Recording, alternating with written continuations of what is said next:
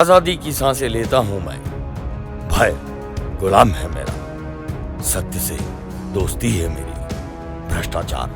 दुश्मन है मेरा। गहरी है आवाज मेरी, न्याय से नाता है मेरा, हौसला आपका विश्वास है मेरा, बुलंदियां आपकी जीत है मेरी। मैं ही आवाज आपकी, मैं ही आगाज आपका, मैं ही हमदर्द आपका, मैं ही हूं प्यार आपका।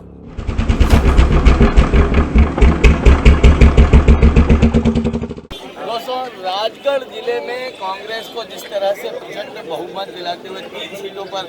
लेकर आए हैं, राजगढ़ जिले के पूर्व सांसद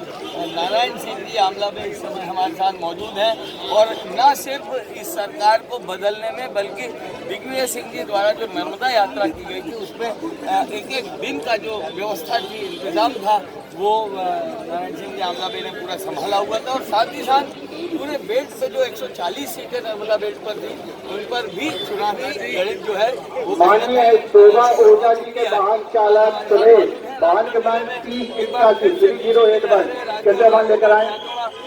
कांग्रेस ने एक बार फिर से अपना परचम फहराया, कैसा लग रहा है आपको? आपको याद है कि आदरणीय राजा साहब ने नर्मदा प्रतिमा यात्रा चालू की और वो धार्मिक यात्रा, लेकिन धार्मिक यात्रा के साथ साथ देना आपने यात्रा कोई भी हो वो सेवा भावना के हिसाब से होती है। सच्चे मन से पहली बार अगर किसी राजनेता ने नर्मदा जी की परिक्रमा यात्रा की तो आदरणीय बड़े राजा वाहन क्रमांक MP02 0001 इनोवा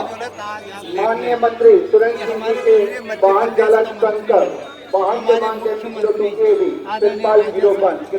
जी सभी लोगों की उपस्थिति में महामहिम राज्यपाल महोदय ने जो आज मंत्रिमंडल के हमारे मंत्री जी को जो शपथ दिलाई है, ये सब नर्मदा माटी। इसके साथ साथ ही आपने देखा होगा कि हमारा संसदीय क्षेत्र आदरणीय बड़े राजा साहब के नाम से संसदीय क्षेत्र से 2 आदरणीय राघोगढ़ के विधायक महोदय बाबा साहब देवर्धन सिंह जी, खिलचीपुर के विधायक महोदय आदरणीय पीरवत सिंह जी साहब को मंत्री पद के लिए आज शपथ दिलाई गई। इसके लिए राजगढ़ संसदीय क्षेत्र में राजगढ़ जिले की जनता सब मतदाताओं के अंदर बहुत उत्साह है और मैं राजगढ़ जिला कांग्रेस कमेटी की ओर से और हमारे सभी मतदाताओं की ओर से आदरणीय राहुल गांधी जी को, सोनिया गांधी जी को, हमारे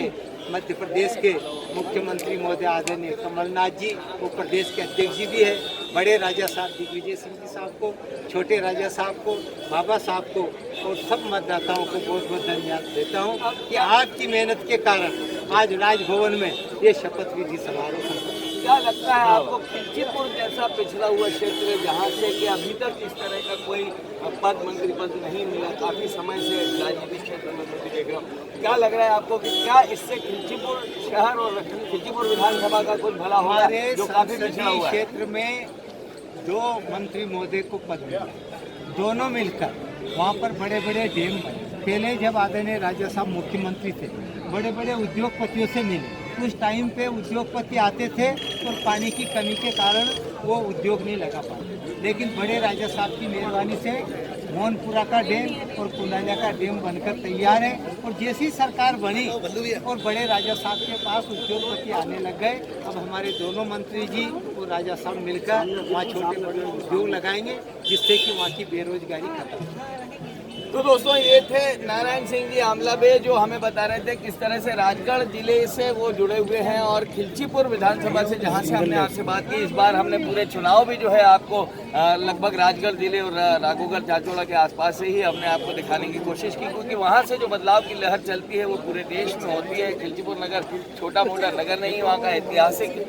जो राजनीतिक इतिहास है वो एक लंबा चौड़ा इतिहास है और वहाँ से जो बातें निकलती हैं वो निश्चित रूप से राजनीतिक रूप से हलचल मचाती है। नारायण सिंह जी आमला भी सांसद रह चुके हैं और ये जो बदलाव हुआ है निश्चित रूप से कहीं ना कहीं राजगढ़ जिले को एक बार फिर से उन्नति और विवेक के विकास के रास्ते पर लेकर जाएगा, ऐसी आशा है। आप इसी तरह हमारे साथ बने रहिए लॉजिकल इंडिया पर। बैक ऑफ बुलेटिन में मैं विजय कौशिक, कैमरामैन सचिन और जितेंद्र के साथ राजभवन भोपाल। Take care.